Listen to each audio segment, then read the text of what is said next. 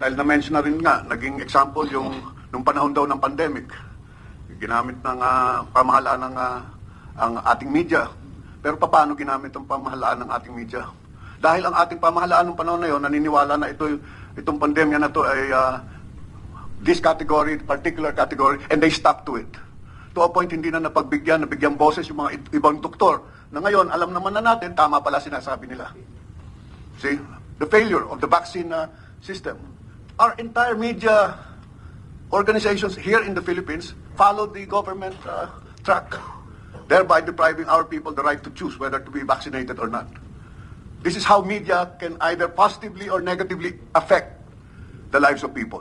Itong nangyayari sa atin ngayon with the balikatan. Ang timing medyo, siyempre, suspicious sa ating mga taong bayan. Bakit pag manunood ka ng ibang media stations, BBC or India TV, Australia News, ang sinasabi, a small mention about the water cannon activity in the West Philippine Sea against the Philippines, but mostly about China retaking Taiwan. We are just secondary here. But in the meantime, secondary lang tayo sa kanilang Pacific operation. Nagdagdag tayo ng EDCA sites. Nagdatingan na dito kung ano-anong gamit pang digmaan.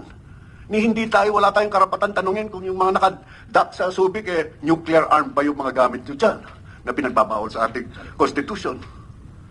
Anong role ng media? Quiet? Did we check or validate? No need to validate because there's only one source of information. The same thing with Ukraine and Russia. They blocked out the entire eastern broadcast to the Philippines, so we only know about what the Western media is saying about the Ukraine-Russia conflict. Ngayon, the same thing is happening with Gaza and now the expanded Israel-Iran conflict. Meron ba, andito pa ba, buhay pa ba dito sa atin ang independence ng ating media? For you to seek out other sources and validate what the other side is saying? Dahil ako na lang, sa consumer protection lang kami, pero totoo ba? Winwater cannon yung ating isang wooden boat, makikipagyera na tayo sa China? Ganun ba kalaki ang ating conflict sa China?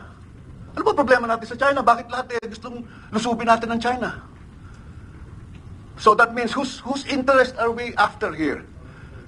Is it Philippine interest or is it another country's global interest? Bigla na lang ngayon, nasyak ako doon sa isang pinuntahan namin ng isang gabi, nagkikwentuhan lang, sabi nila, nakakatakot mga, biglang ako nakatira sa condominium, sabi nung isa, baka bigla ka na lang makakita ng white flash, tas wala na, tapos na lahat.